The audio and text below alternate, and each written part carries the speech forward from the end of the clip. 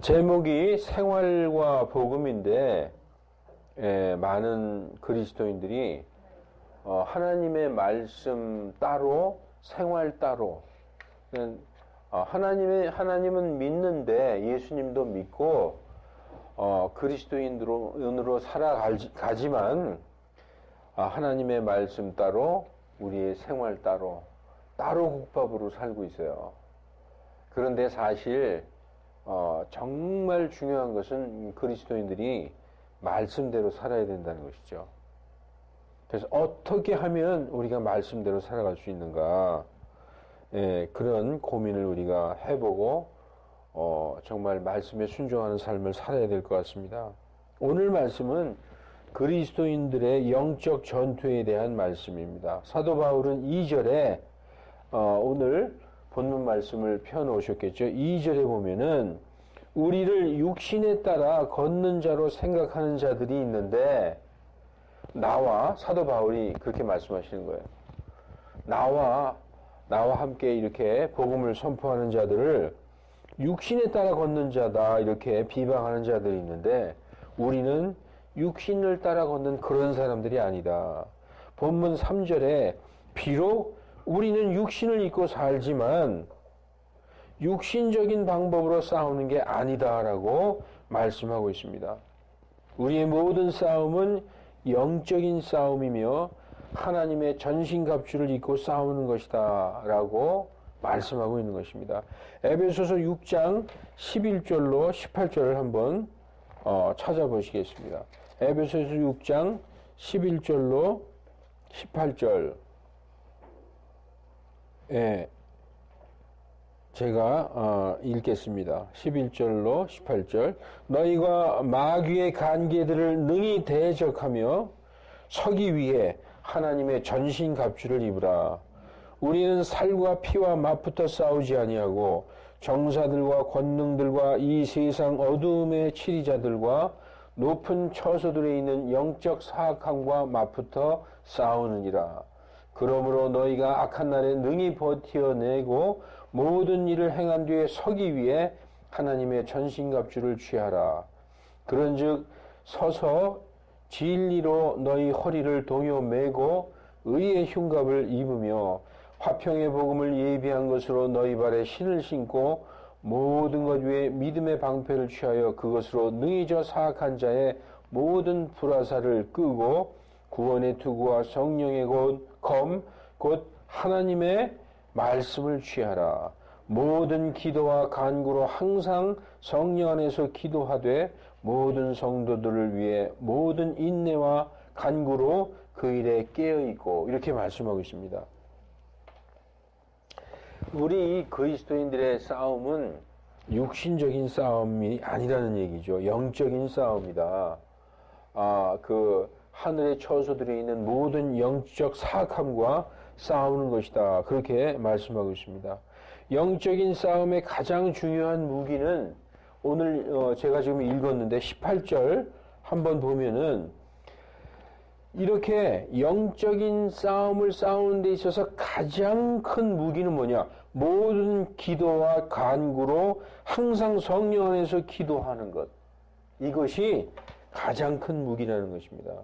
영적인 싸움의 가장 중요한 무기, 모든 기도와 간구로 성령 안에서 항상 기도하는 것임을 성령은 가르쳐주고 있습니다. 자, 오늘 고린도후서 본문 4절 보십시다. 강한 요새들은 4절에 강한 요새들도 무너뜨리느니라, 이렇게 말씀하고 있죠. 강한 요새는 뭘까요? 마귀의 강력한 요새들을 말하고 있는 것입니다. 인간의 힘으로는 도저히 이길 수 없는 강력한 마귀들의 계교들을 성령 안에서 모든 기도와 간구로 능히 쳐부술 수 있다고 성경은 말씀하고 있는 것입니다.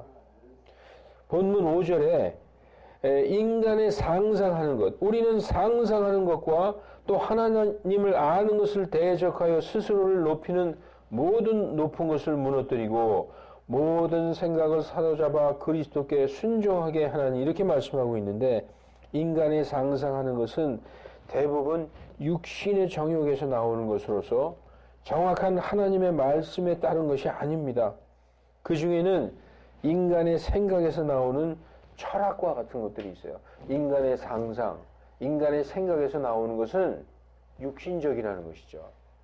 하늘에서 내려오는 하나님의 말씀 진리를 대적하는 것이 대부분이라는 것이죠. 그 중에 인간의 생각에서 나오는 철학과 같은 것들이 있습니다. 철학은 사람에게서 나온 것입니다. 철학과 성경은 완전히 달라요.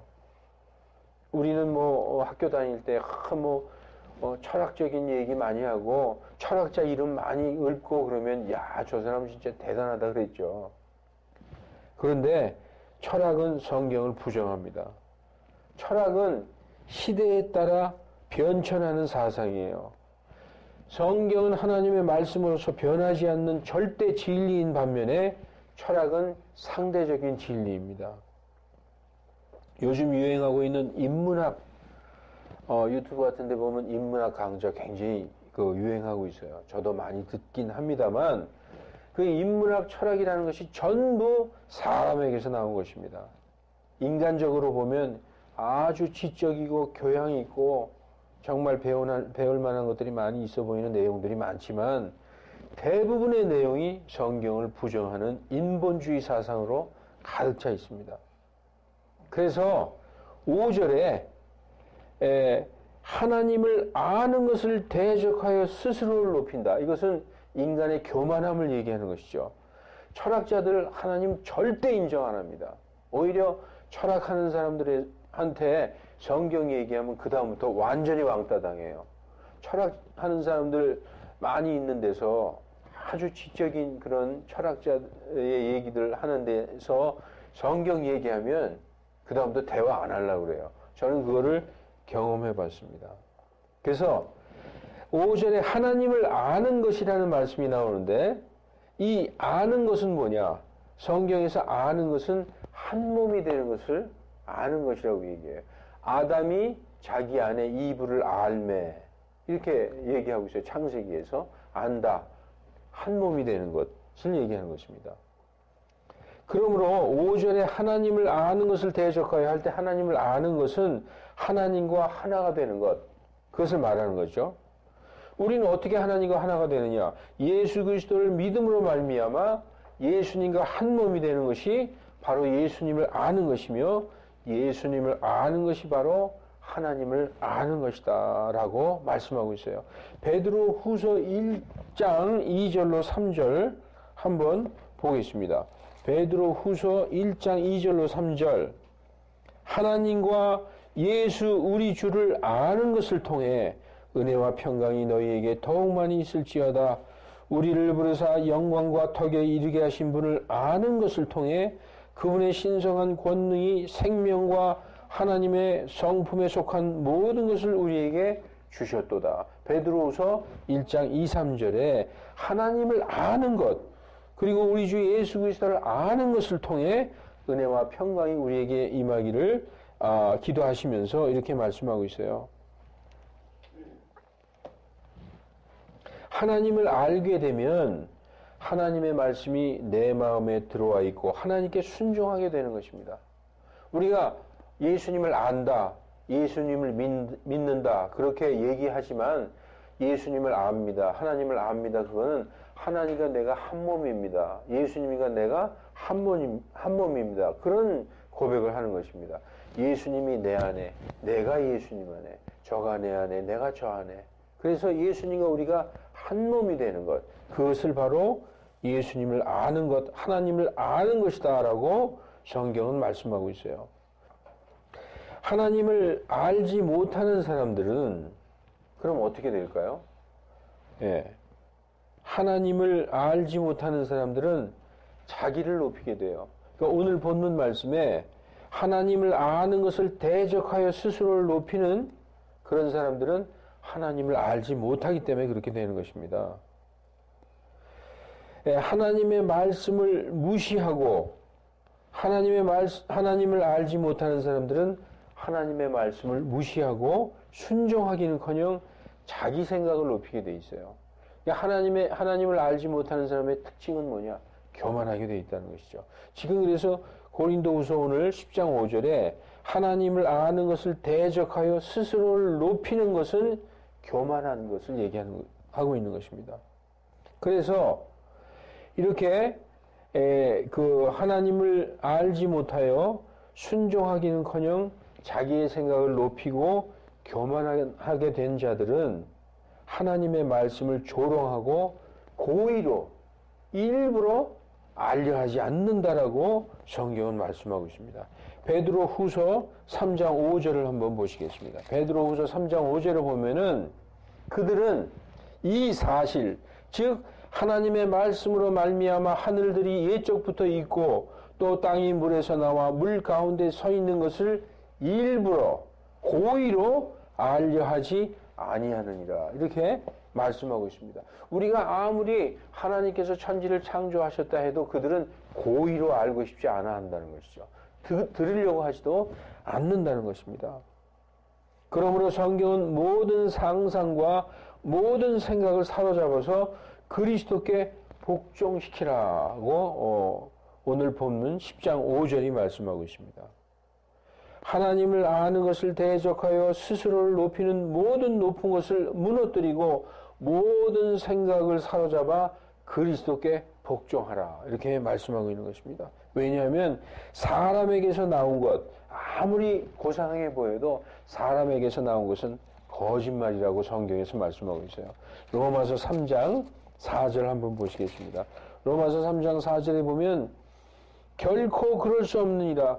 참으로 하나님은 진실하시되 사람은 다 거짓말쟁이일지어다. 이렇게 말씀하고 있어요. 하나님은 진실하시되 사람은 다 거짓말쟁이라고 성경은 말씀하고 있는 것입니다. 그러므로 오늘 본문 6절에 인간적인 모든 상상과 모든 생각을 사로잡아 우리 그리스도인들이 그 말씀에 완전히 복종할 때에, 순종이 이루어질 때에 모든 불순종을 응징할 준비가 갖춰져 있다라고 말씀하는 것입니다. 여러분, 우리 그리스도인들이 하나님의 말씀대로 순종하고 살지도 않으면서 어떻게 모든 세상의 어떤 그 불순종들을 응징할 수 있나요? 우리가 정말 거룩하게 딱 구별돼서 하나님의 말씀대로 살아갈 때에 모든 불순종을 응징할 준비가 되어 있다라고 말씀하고 있는 것입니다. 여러분, 우리가 하나님의 말씀에 순종할 때에 하나님의 뜻이 뭡니까? 하나님의 뜻. 하나님의 뜻은 성경에 여러 군데 나와 있어요. 대표적인 건 몇 개만 얘기하겠습니다. 하나님의 뜻은 우리의 성결이다. 이렇게 말씀하고 있어요. 우리의 거룩히 구별되는 것. 데살로니가 전서 3장 4절 한번 읽어보겠습니다. 데살로니가 전서 3장 4절에 보면은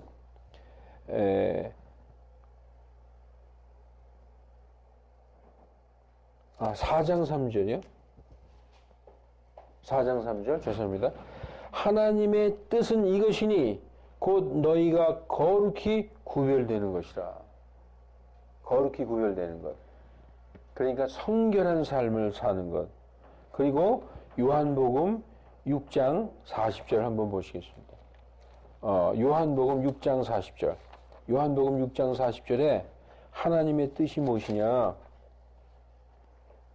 나를 보내신 분의 뜻은 이것이니 곧 아들을 보고 그를 믿는 모든 자가 영존하는 생명을 얻는 것이니라.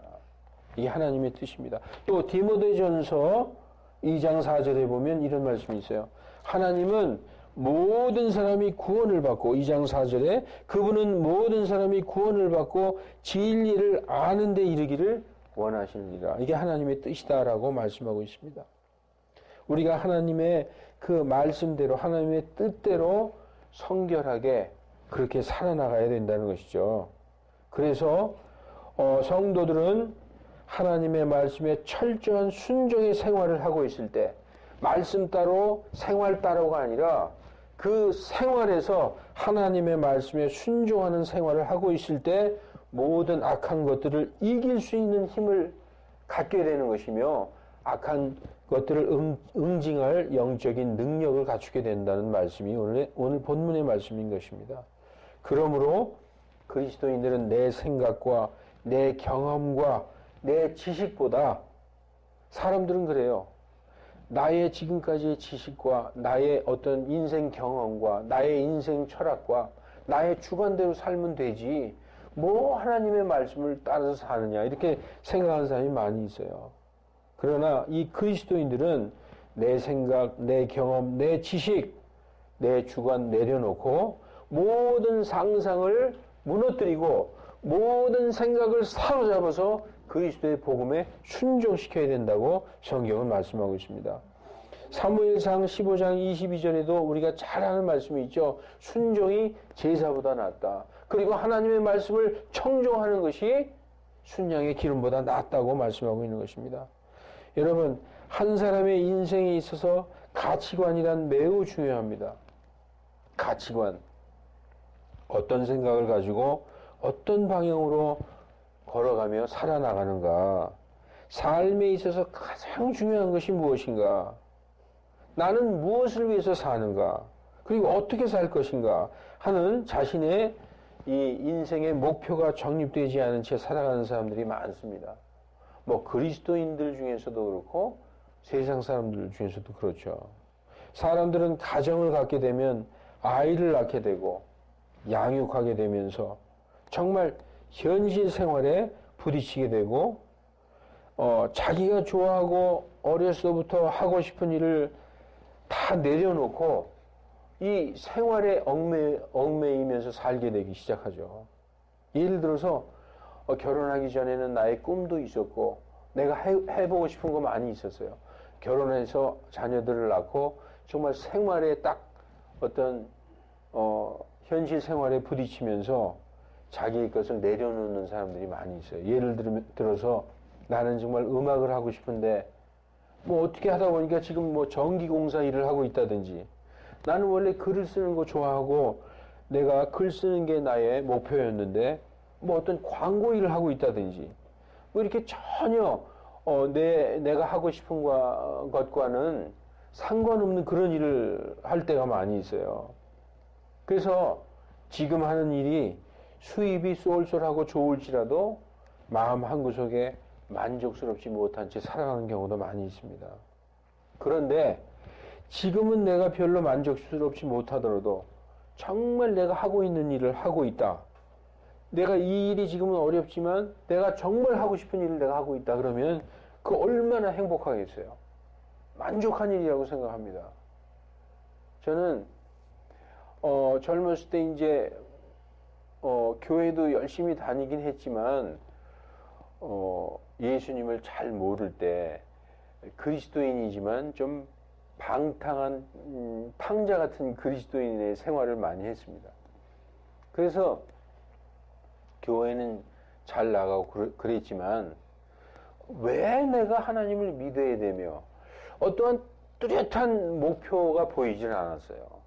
그런데 이제 그 몸의 병도 없고 여러 가지 그 방탕한 생활 속에서 많은 실패와 그런 그 악한 것도 경험하고 다시 성경책을 열어서 하나님의 말씀을 깊이 읽고 묵상하기 시작하면서 어떠한 하나의 길이 정확하게 보이는 것이 뚜렷하게 보이게 되더라고요.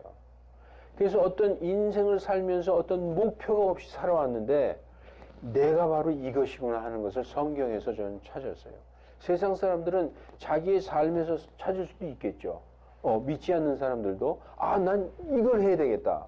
그런데 저는 그리스도인으로서 크리스찬으로서 정말 성경을 읽다가 목표를 딱 발견하게 됐어요. 그때 그거보다 더 기뻤을 때가 없습니다. 바로 이거구나.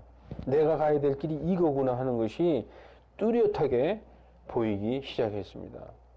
그 다음부터 저는 상당히 기쁘고 행복한 모든 어려운 것이 있지만 내가 지금 가장 하고 싶은 그 길을 그 목표를 향해서 표대를 향해서 가고 있다는 생각을 할 때 그런 마음이 들었어요. 여러분 우리나라 속담에 철들자 망령이라는 말이 있죠. 사람이 뭔가 좀 깨달았을 때는 이미 많은 시간이 흘러가고 노년기로서 삶이 얼마 남지 않은 경우가 많습니다. 그만큼 삶을 의미 있게 그리고 신중하게 내가 나아갈 방향을 정확히 보고 중심을 잡고 살아간다는 것이 젊은 나이에 깨닫는 것이 얼마나 어려운가 저는 그거를 잘 알고 있습니다. 사람은 옛적부터 나는 도대체 무엇인가? 왜 태어났는가? 그리고 왜 이 고생을 하며 살다가 죽으면 어디로 가는가? 그리고 죽은 후에는 무엇이 되는 거야? 이런 질문을 끊임없이 해왔습니다. 아마 그래서 철학적인 그런 질문들이 많이 나온 것 같아요.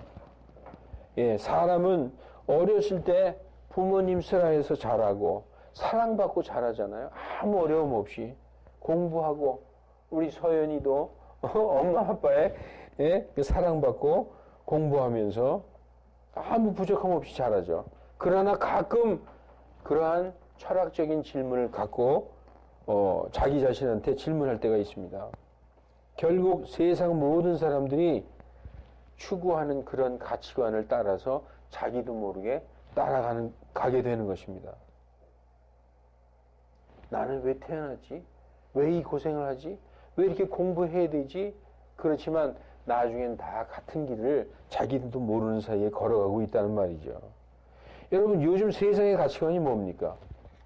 요즘 세상의 가치관. 한마디로 돈 많이 벌고 부자 되는 거예요. 다 아름답게 얘기하지만 전공을 잘 살리고 다 취업 때문에 그러고 돈 많이 벌고 이런 것으로 다 가는 것이죠. 다 그런 삶을 원하고 그런 것을 목표로 살고 있는 것입니다. 세상이 그렇게 만들고 있어요. 그러나 인생의 목표가 예수 그리스도 안에서 하나님의 뜻대로 사는 것, 이것이야말로 우리 그리스도인들의 최고의 가치라고 저는 생각해요. 왜 아무 대답이 없으세요? 인생의 목표가 예수 그리스도 안에서 하나님의 뜻대로 하나님의 말씀대로 그렇게 살아가는 것, 이것이야말로 그리스도인들이 가야 할 길이고 그게 바로 표대라는 것이죠. 아멘. 여러분, 공산국가가 아닌 민주주의, 자본주의, 지금 우리나라 같은 이런 자본주의 시장경제 체제에서 자기가 하고 싶은 것을 다 하면서 행복하게 살기 위해서 돈 필요합니다. 그거 부정하지 않습니다. 절대적으로 필요하죠. 그런데 너무 그런데 얽매여 있다는 거죠. 지금 이 세상 삶이. 크리스찬들도 예외가 아니에요. 별 다른가요? 약간 다른 점이 있다면 단지 좀 티내지 않고 사치 좀 덜하고 약간 소박하게 보이길 원하지만 거의 다 크리스찬들도 그런 삶을 동경하기는 마찬가지입니다. 속중심은 세상 사람들이나 예수님 믿는 교인들이나 똑같다는 거예요. 그러나 생활을 돌아봐야 됩니다. 우리가 왜 예수 믿으면서도 능력 있는 삶을 살지 못하는 줄 아십니까? 거기에 너무 빠져있기 때문에 그래요. 어떤 교회에서는 예수 믿고 성도가 되면 잘 먹고 잘 사는 게 하나님의 뜻이다 이렇게 가르치는 교회도 있어요. 대형 교회에서.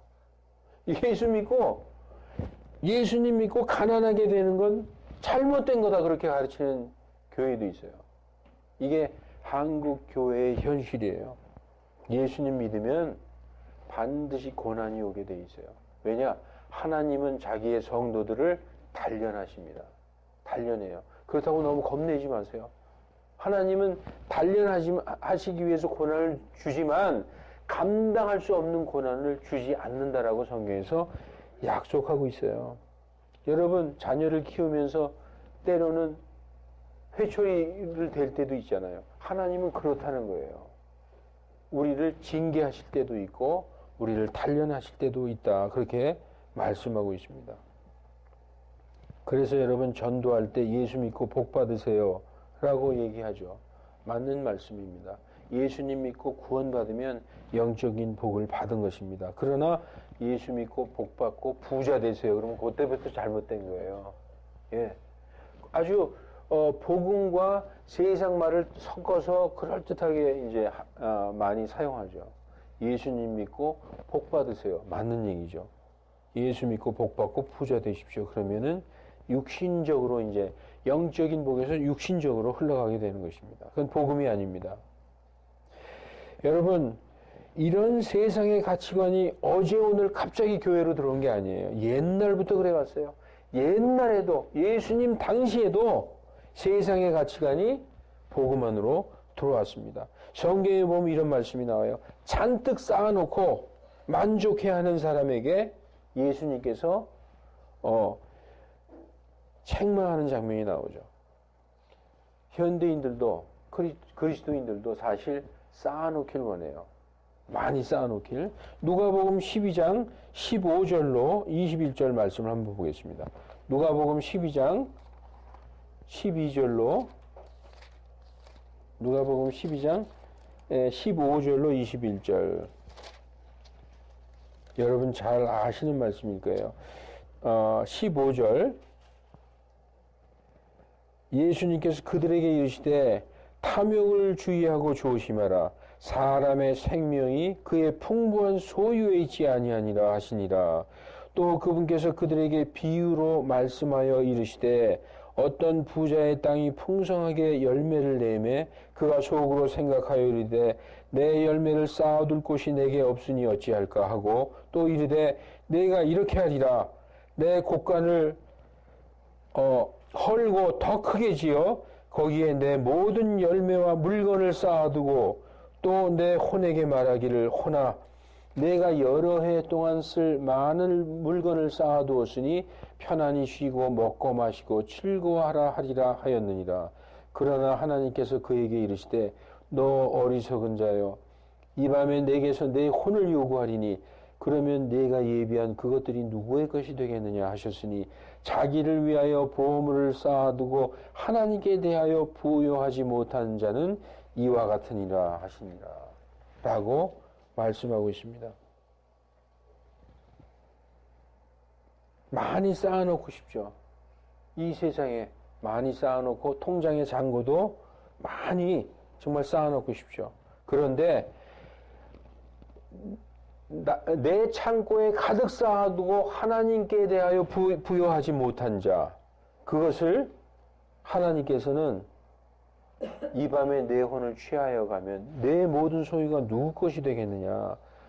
오늘 말씀과도 상관이 있습니다. 우리는 하나님께 대하여 우리가 정말 주님의 말씀에 따라서 살아가며 주님께 대하여 우리가 깨어있는 자가 되고 주님이 우리를 부르실 때 언제든지 주님 앞에 서 있기에 부족함이 없는 그런 자가 되어야 된다고 성경은 말씀하고 있는 겁니다. 여러분, 사람에게 먹고 마시는 일보다, 즉 육신적인 필요보다 더 현실적으로 피부에 와닿는 것은 없습니다. 그러나 먹고 마시는 일은 마치 내가 해야 할 영역인 것처럼 생각하고 있어요. 먹고 마시는 것, 물질적인 것, 이거는 하나님과 상관없지. 내가 준비하고 해야 될 것으로 생각하는 그런 사람들이 많이 있습니다. 그래서 내가 하려고 하다 보니까 신앙과 생활이 분리된 상태로 살아가게 되는 것입니다. 자, 이제 말씀을 정리하고 마치겠습니다. 여러분, 하나님께서 우리에게 먹을 것과 입을 것을 주시고 모든 것을 주신다는 믿음보다 더 큰 믿음이 있는 것 같습니까? 우리에게 먹을 것과 입을 것, 그리고 우리의 잘 곳, 이 모든 것을 하나님이 주신다. 이런 믿음보다 더 큰 믿음은 없어요. 다시 말해서 우리에게 필요한 생활에 있는 모든 것을 내가 하려고 하는 것보다 하나님이 주신다는 이 믿음이 가장 큰 믿음이라고 저는 생각합니다. 여러분, 이건 내가 해야지. 이건 뭐 하나님이 주시겠어? 이 믿음은 믿음이 아니에요. 모든 것은 하나님이 주신다. 이 믿음보다 더 큰 믿음은 없는 것입니다. 여러분, 그래서 우리의 생활을 하나님께 맡겨야 된다는 거예요. 그래서 살아계신 하나님을 체험하면서 사는 믿음, 그런 신앙이 참 중요한 것입니다. 체험하는 여러분이 되시길 바랍니다. 여러분, 병 고치는 것과 기적 행하는 것보다도 하나님께서 나와 내 가족의 모든 것을 항상 주신다는 것을 체험하는 것, 이거보다 더 큰 기적의 체험은 없어요. 사람들은 병 고치는 것, 예언하는 것, 이런 것을 큰 체험이라고 생각하는데 나의 생활을 주님께서 책임져 주신다. 이거보다 더 큰 기적의 체험은 없다는 것입니다. 내가 무엇인가 해서 부를 축적하지 않으면 불안한 시대에 살고 있습니다. 그러나 성경은 뭐라고 말씀하고 있습니까? 디모데전서 6장 8절에 먹을 것과 입을 것이 있은즉 우리가 그것으로 만족할 것이니라. 이렇게 말씀하고 있어요. 여러분, 이 말씀은 너무나 황당하죠? 먹을 것과 입을 것이 있은즉 그것으로 만족할 것이니라. 이 말씀은 오늘 저녁 쌀이 있고 지금 입고 있는 옷 한 벌이 있으니까 됐다. 이 말씀하는 게 아니에요. 오늘 저녁 때거리 있고 그리고 지금 입고 있는 옷이 있지 않느냐? 그것으로 만족해라. 그거 노숙자 아니에요? 그것으로 만족하라는 그런 게 아니라 그냥 아무 노력하지 말고 게으르게 살아도 된다. 그 말씀 하시는 게 아닙니다. 필요 이상으로 돈을 벌려 하는 것, 그것을 주의해라. 그렇게 말씀하시는 거죠. 여러분, 탐욕은 하나님을 떠나게 합니다. 실족하게 합니다. 그래서 돈을 사랑하는 것은 우상 숭배와 같다고 성경은 계속 말씀하고 있어요. 인간의 욕심은 바닥 없는 구덩이하고 똑같습니다. 채워지지 않습니다. 여러분, 말씀의 순종이 가장 중요한 것은 저와 여러분의 생활을 하나님께 완전히 맡기시라는 겁니다. 그것이 오늘 말씀의 핵심입니다. 여러분, 말씀에 순종하시는 저와 여러분이 되시기를, 그리고 영적 싸움에서 능히 이길 수 있는 저와 여러분이 되시기를 예수 그리스도 이름으로 축원합니다. 네, 기도하시겠습니다.